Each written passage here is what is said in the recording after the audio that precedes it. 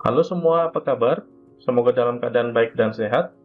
Pada minggu ini, seperti yang saya sudah sampaikan pada sesi sebelumnya, Anda akan bertemu dengan beberapa challenge, beberapa tantangan. Lebih tepatnya, dua buah tantangan mengenai array. Seperti yang saya sudah sampaikan barusan, bahwa pada minggu ini Anda akan melakukan atau mengerjakan serangkaian challenge. Jadi ada dua challenge tepatnya. Lalu Anda akan mengerjakan challenge tersebut dalam grup, dalam pair. Jadi Anda akan bekerja dengan teman pair Anda.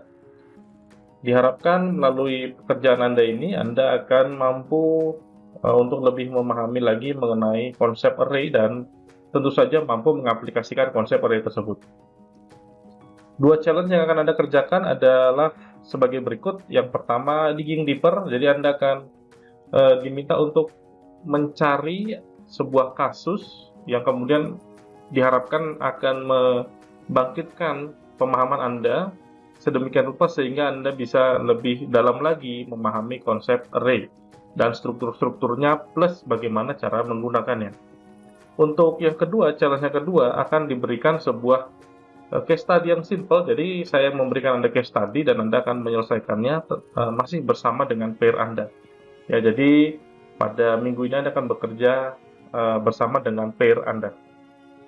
Tujuan dari challenge yang pertama, dari dua challenge yang akan Anda kerjakan, adalah Anda akan semakin mampu untuk memahami konsep array dan bagaimana menggunakannya. Nah, lebih jauh dari itu, Anda juga diharapkan untuk mampu merecognize, jadi mampu mengenali kasus-kasus yang cocok atau kompatibel untuk dapat diselesaikan dengan penggunaan array. Berikut ini adalah hal-hal yang akan Anda kerjakan. Yang pertama adalah Anda beserta pair Anda mencari sebuah case study yang cocok atau kompatibel untuk diselesaikan dengan menggunakan array. Anda bisa mencari case yang ada di sekitar Anda, atau Anda bisa coba cari case yang ada di internet ya, Anda bisa browse. Kemudian setelah Anda temukan kasusnya, mohon Anda tulis dalam sebuah deskripsi, singkat aja, tapi detail dan rinci ya. Detail dan clear ya, dan jelas ini sebenarnya kasusnya apa ya. Anda tuliskan di sana. Selanjutnya Anda tulis deskripsinya. Selanjutnya saya minta Anda untuk mengenerate solusi, tentu dengan menggunakan array di dalamnya. Nah, jadi Anda buat solusinya, kemudian Anda tulis juga solusi ini nanti ke dalam deskripsi persoalan Anda. Jadi Anda punya deskripsi, Anda punya solusi dalam satu dokumen. Lalu yang terakhir, saya minta untuk mempresentasikan pekerjaan Anda beserta pair Anda.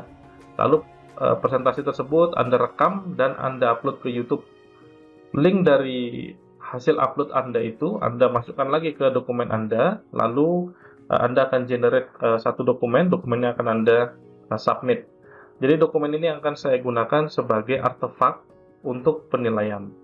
Ya, jadi Anda presentasikan kasusnya apa, ceritakan lagi di dalam situ, kemudian Anda tunjukkan solusi Anda seperti apa, terus coba demonstrasikan bagaimana cara kerjanya kira-kira, bagaimana Anda memanfaatkan array, bagaimana Anda memanipulasi nilai-nilai di dalamnya. Ya, kira-kira seperti itu. Berikut ini adalah sebuah contoh kasus yang solusinya bisa dikembangkan dengan menggunakan array. Ya, di sini ada seorang penyanyi namanya Tole Simangunsong. Jadi si Tole ini suka hiking. Dia penyanyi tapi dia suka hiking. Hiking itu naik gunung gitu ya, panjat gunung gitu. Kadang-kadang ada yang bilang panjat gunung. Nah, dia biasanya panjat gunung pas weekend, pas akhir minggu. Dan pada saat hiking, dia biasanya sambil bernyanyi. Dia akan bilang dang gitu ya ketika treknya naik. Dia akan bilang ding ketika treknya turun. Kemudian dia akan bilang dong ketika tracknya flat. Nah, untuk elevasi dari track itu direpresentasikan dengan menggunakan numerical value. Jadi kalau startnya itu mulai dari 0, ya, dari 0. Kemudian ketika ada tanjakan naik gitu ya, dia akan dapat nilai gitu positif gitu. Kemudian kalau misalnya ada area yang flat, dia akan dapat nilai yang sama dengan nilai sebelumnya.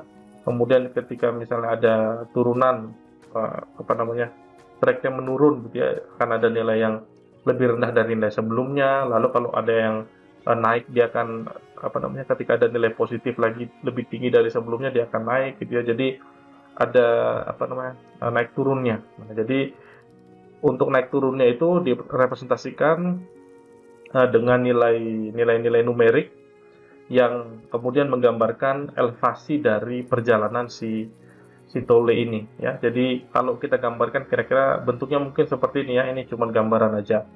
Ini simple aja ya. Ini contoh sederhana sekali. Nah, kemudian pertanyaannya adalah lagu apa yang akan dia nyanyikan. Misalnya dang dang ding ding dong dong dong gitu ya. Jadi lagunya apa? Nah, itu nanti bisa kita generate dengan menggunakan representasi array. Ya, bisa array yang menggunakan tipe data string dan lain sebagainya ya. Tapi intinya bisa dikerjakan dengan menggunakan array.